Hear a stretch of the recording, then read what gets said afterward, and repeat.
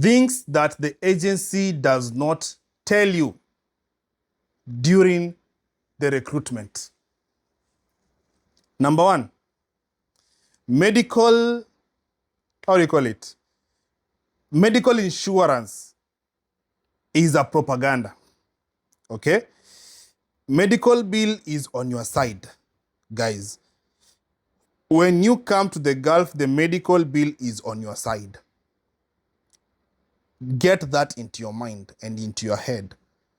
So if you come here and be reckless or careless, you understand? Maybe you come here, you drink, and then you drive, or you go to the club and you drink, then you get hit by a bottle, then you have to go to the hospital and receive some form of plastic surgery. That bill is on you. The company might pay for you, but at the end of it all, it will cut that money, or it will deduct that money from your salary. So medical insurance is just a propaganda. Medical bills are on you. Number two, job offer letter is not a contract. It is not an employment contract.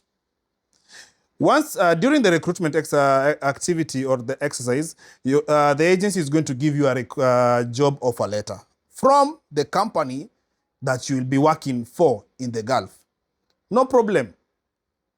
In fact, even in the job letter, you might see the basic salary written down there.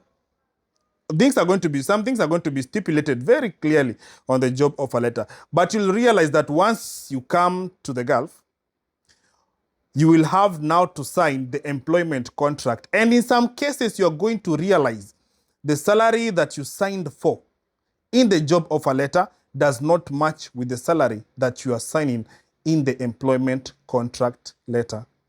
And in case you want to make a case, the judge will make a case based on the employment contract and not the job offer letter. You need to note that.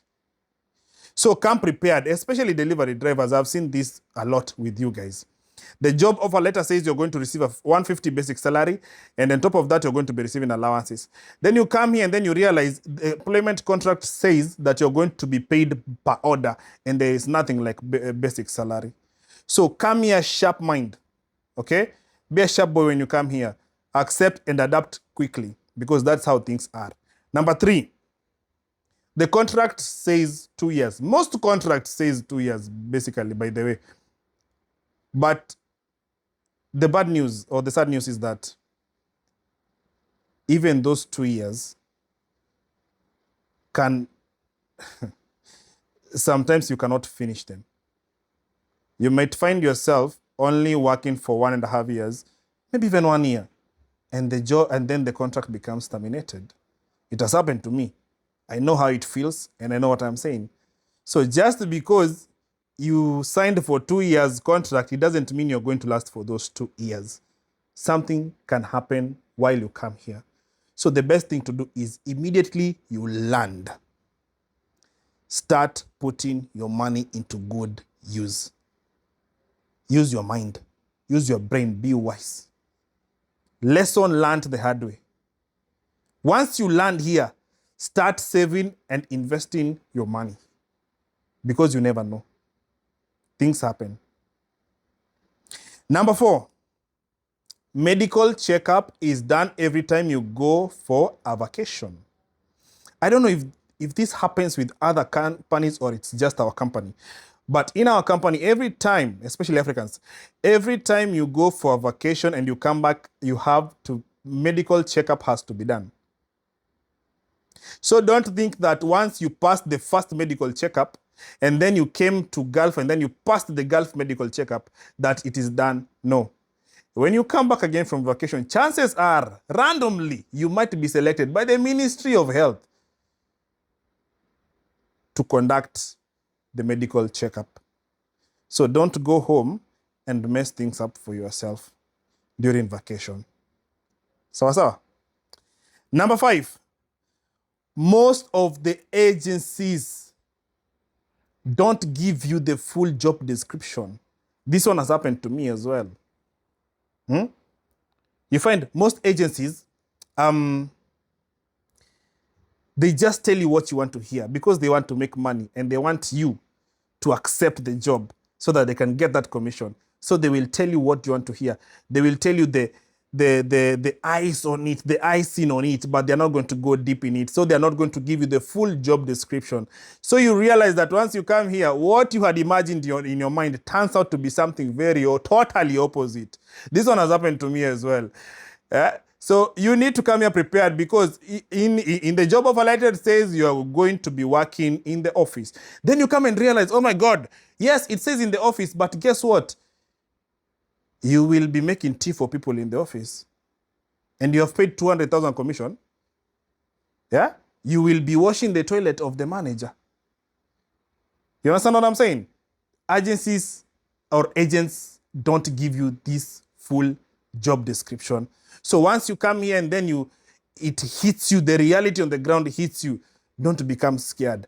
Shama Captain has already warned you that these things are happening on the ground. Kwa ground vitu ni tofauti sana. So come prepared. Okay? Number 6. Language barrier is real. Oh my God. Language barrier is real. You can suffer migraines just by trying to explain a point to somebody who is working so hard not to understand you. At some point, I feel like maybe people are pretending. But the English that you learned back at home, once you come and apply here, you're going to meet different nationalities who really don't understand that deep English.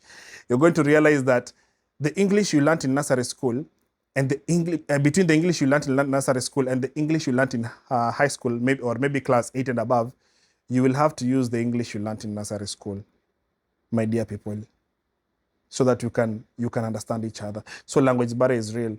You're talking in English, you're speaking in English, they're speaking in their mother tongue. It really becomes so frustrating, especially delivery drivers when you have to deliver goods to your clients and then you are late and then the client is arguing with you in the Arabic language and you don't even understand anything. It becomes double tragedy. So language barrier is real. What can you do about this? Just learn to adapt to live with people. Learn how to blend with people. That's the best way. Just accept things the way they are, blend in quickly, blend in easily, and move on. And move on. The 7th one is, this is for domestic workers. The agents will never tell you that once you enter that house as a domestic worker, there is no coming out until 2 years are done. What do I mean? You can go to the shop, you can go to the supermarket, you can go outside as long as it's within that country. But going back home, even if it's an emergency, forget about it. Once you go there, it's until your 2 years contract are done. And that's the only place I've seen 2 years contract is mandatory for domestic workers. You know, I am talking about the shagalas. So there's nothing like emergency leave. No matter what happens, nobody cares. They don't care. There's nothing like emergency leave. So make up your mind. If you have decided you're going to go as a domestic worker, be rest assured and prepare your mind very well that it is until 2 years are over that you're going to see your people back at home again, unless you terminate the contract. And if you terminate the contract, then we have penalties, and they are very hefty penalties. And by the way, these employers don't even follow the terms and conditions. It is their country. They always do what they want, unless you find reasonable ones, which is very rare. But anyway, all in all,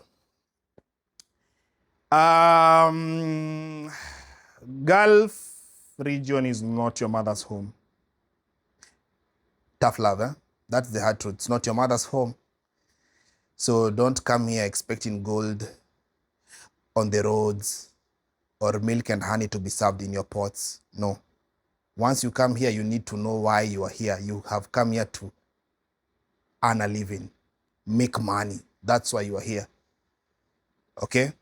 So make sure you're sharp, you're wise, and you're ready to adapt. That's all. But this information, agents do not tell you. So please, if you know somebody who is trying to come to Gulf, share this video with them so that they can at least know what lies ahead of them. It's nice they hear from the horse's mouth, because we have been here, been there, done that. And that is the truth of the matter. My name is Shema Captain. Don't forget to like, subscribe, and even drop a comment. Tell me, what is that other thing that agents don't tell us during the recruitment exercise? Adios.